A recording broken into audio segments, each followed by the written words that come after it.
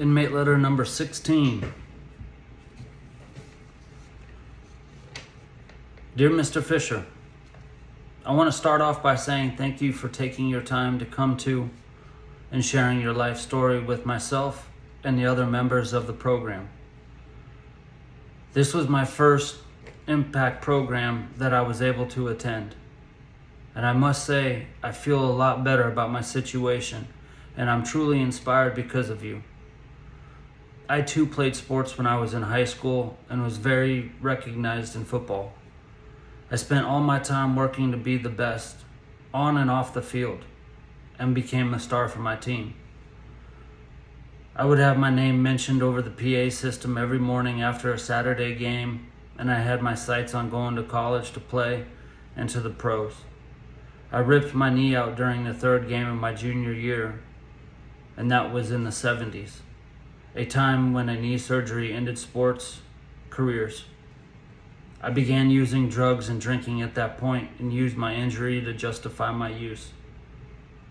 I have lived 40 plus years destroying my life and abusing the trust of my family. And I needed to hear that I can still accomplish goals that will better my life. I related how you refused to quit and kept a positive attitude with what I'm doing for myself now. And I believe I can do anything I want within reason. I believe you are 100% correct with your keys to being successful, and I have already implemented these keys myself. I continue to make my way, changing the things about me that I need to. And by listening to your words of encouragement, I believe I'll be just fine when I'm finished.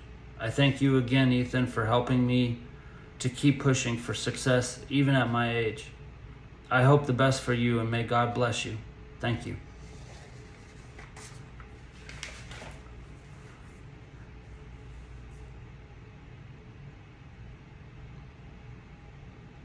I believe sports is one of the greatest equalizers in this world.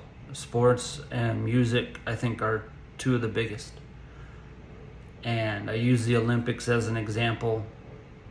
In any music concert you go to, whether it's hip hop, reggae, country, classical, music knows no bounds, no religion, no belief system. Good music is good music, and people enjoy it. And the same as with sports. The entire world could be in a world war, and the Olympics goes on, and the fighting stops for those athletes. Now, yes, you're going to get some situations here and there that are, outside the norm, but for the most part, every country shuts down and allows their athletes to compete. And I can't tell you how many thousands of stories I've heard, just like this gentleman, of injuries and quitting. And I agree. I know in the 70s, you blow out your knee, you're done. Your career's over. But I also do know that was a technology thing, but there's still ways to play with a knee injury. And I'm not doubting him at all. I don't doubt anybody like that. But I just think that there's so many people who had these injuries, and instead of rehabbing and trying to continue to play, they just quit. And I get it. Like, I've seen thousands of athletes, as soon as they tear a knee out, they quit. And yes, today's technology and medical practices, the ability to rehab and get better is so much better than in the 70s. And so I'm not taking that away from him. But what I'm saying is that there are so many athletes who they get injured and they think it's a career-ending injury, and then they stop. Well, every single athlete that really truly believes that they can get back and is willing to work for it can. So he tears his knee in the 70s. He might not be able to play Division I. I get that. but Division II, Division III, NAIA, and maybe he didn't know about all that stuff, and that's what a lot of athletes don't know, is it's not just D1 or bust. And so what I'm trying to say is that I have all these athletes that tell me, like, I gave up because I got an injury. An injury doesn't stop you. There are very few injuries that stop you from being able to compete. Now, competing at a D1 or a pro level, yeah, an injury takes you away from that. But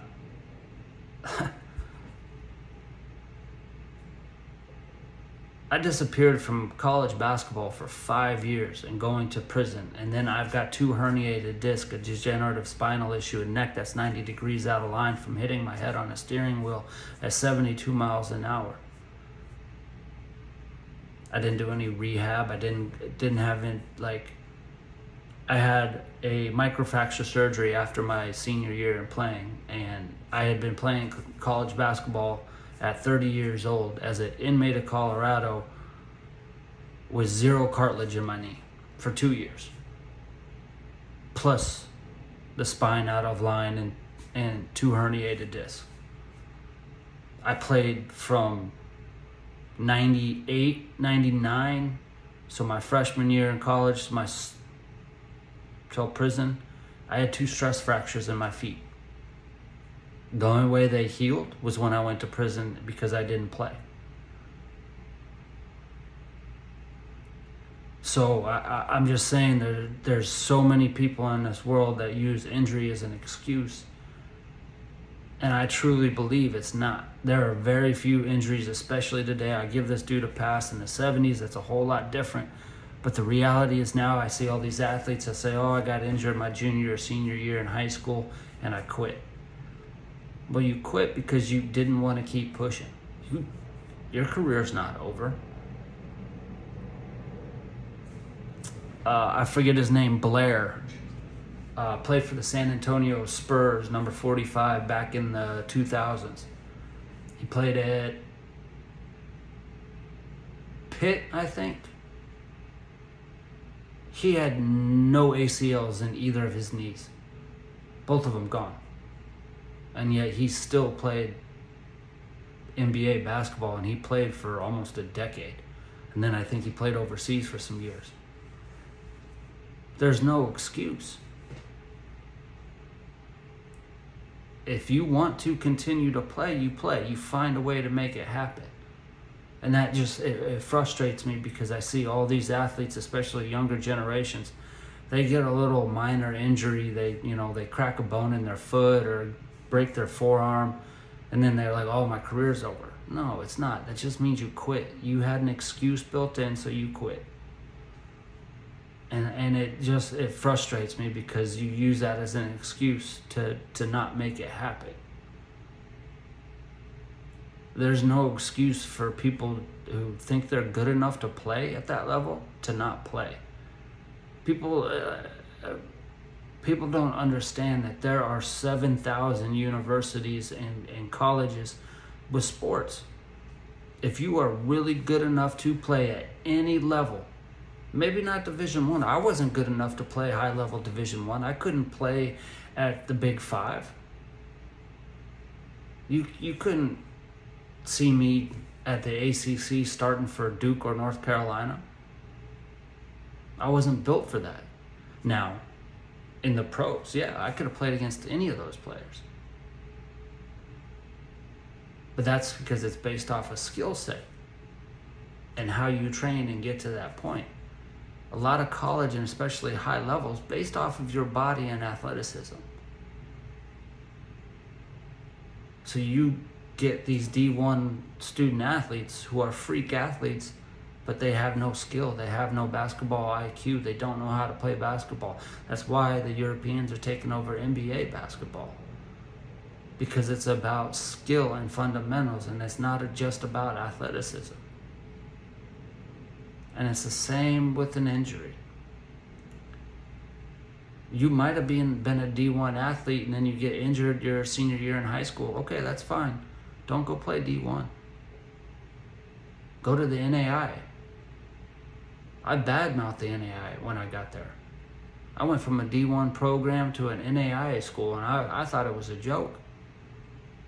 But what you don't realize is that those NAIA players are all the athletes, the basketball players who are highly skilled and fundamental and very good basketball players who got overlooked because they don't have a 42-inch vert and they're 6'8" or 6'9". But they're 6'6" with a 33-inch vert and can shoot, pass, dribble, set screens, backdoor cut, run a defense, run an offense, be dependable, show up every single day. Now, yes, you're going to get some of those NAIA schools and JUCOs where the bottom third shouldn't be playing college basketball. I'll just be honest. They're trash. But the top third NAIA schools can beat the top third of your Division II programs. I know we did. When I was at my NAIA school, we mopped up all the RMAC schools except for Metro and Colorado Christian, and they were number 1 and 3 in the country, and then number 7 in the country for Division II. All the other ones, we mopped them up. We were up 40 points on a couple of those RMAC schools. And RMAC's tough. And so the NAIA, it is elite skilled basketball players. They just got overlooked and over recruited. But again, it comes back to how bad do you want it and how much do you want to play. I'm 5'10". There is nothing special about me. But I love to play. And so not only do I play at 1 college, 2 college, 3 college, 4 college, 5 college, got to 5 colleges.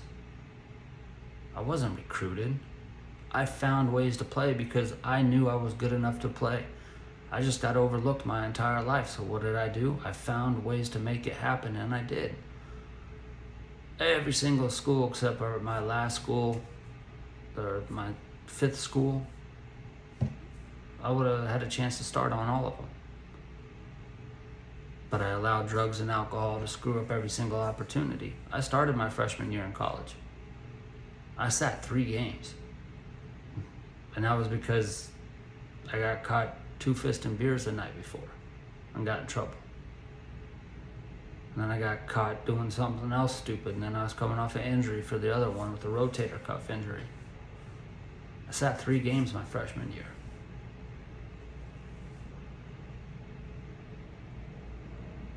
But again, I can't tell you how many thousands of athletes quit because they get a minor injury and have surgery, and then they're like, oh, my career's over. No, it's not.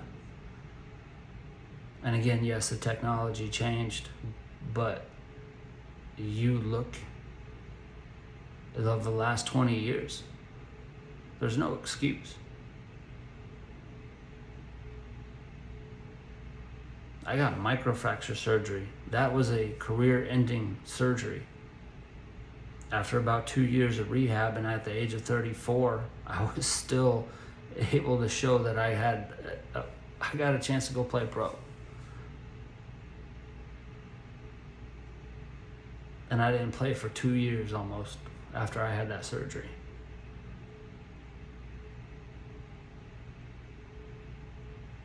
And so there's no excuse. And that was after taking 5 years off and going to prison and the halfway house and ISP and all that stuff and ankle monitor.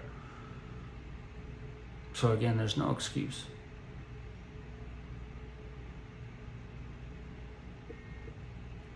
So I hope this guy's doing well,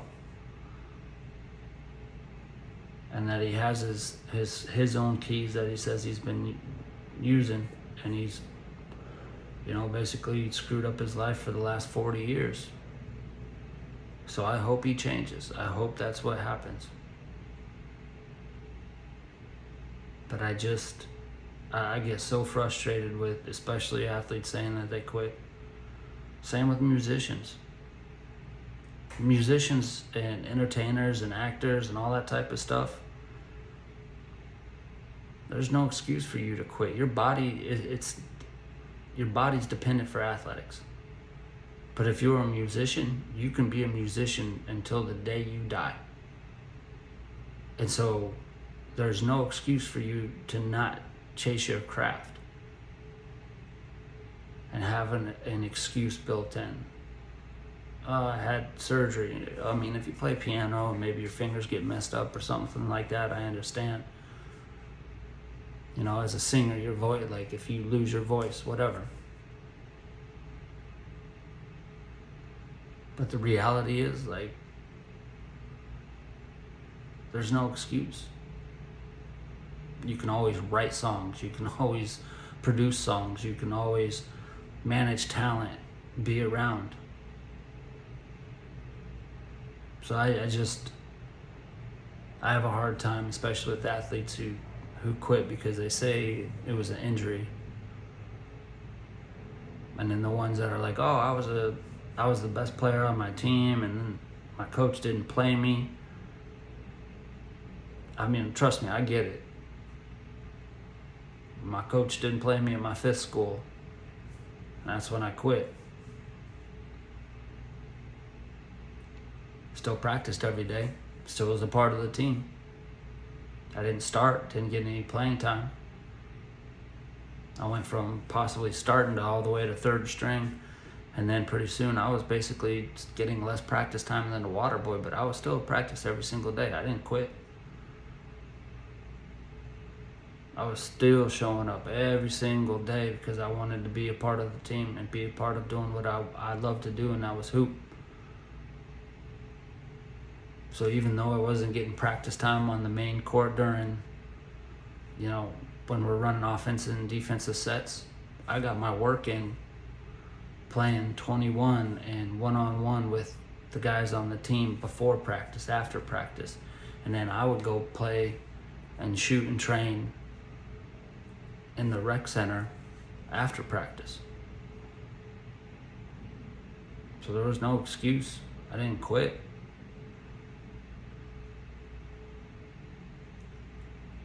So I guess that's the message in this today is just, don't quit. Yes, injuries suck. But as an athlete, you have a limited window. LeBron and Tom Brady are one of the two most out of the ordinary. You don't get to play until your 40s. You don't, not at a high level. Your late 30s, you can push it. But there's no excuse for you not to play. There's college football players now who are 53 years old. There's no excuse if you think you're good enough to go play, go play. You might not be able to play at Texas or Texas Tech, Florida State. Those are the prime schools. But there's a JUCO in Kansas. There's a JUCO in Nebraska. There's a NAIA school in Pennsylvania that you can go play at. That is a Division III, a Division II, an NAIA school, a JUCO. There are thousands of opportunities for you to go play if you think you're good enough. So when people tell me, oh, I didn't play because I didn't have the opportunity. No, you didn't play because one, you were not good enough, or you gave up and quit because it was too hard for you. There's no excuse.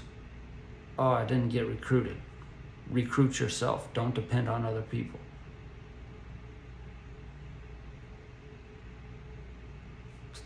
So, as you can tell, like, that's one thing that frustrates me. And again, that's why I do what I do, because I screwed up so many opportunities because of drugs and alcohol and mental health.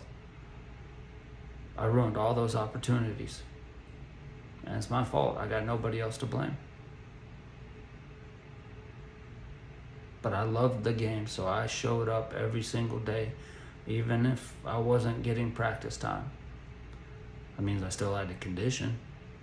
That means I was still running every day and doing every single drill, standing on the sideline while coach is going over offensive sets and defensive sets, because I knew I had to be prepared in case I ever didn't get to play. But I was still at practice every day. After drinking a fifth and smoking 5 or 6 blunts. And then second semester taking copious amounts of mental health meds from Wellbutrin and Seroquel and lithium and Ambien, and I don't even know what else I was on. But I still showed up, still practiced every day.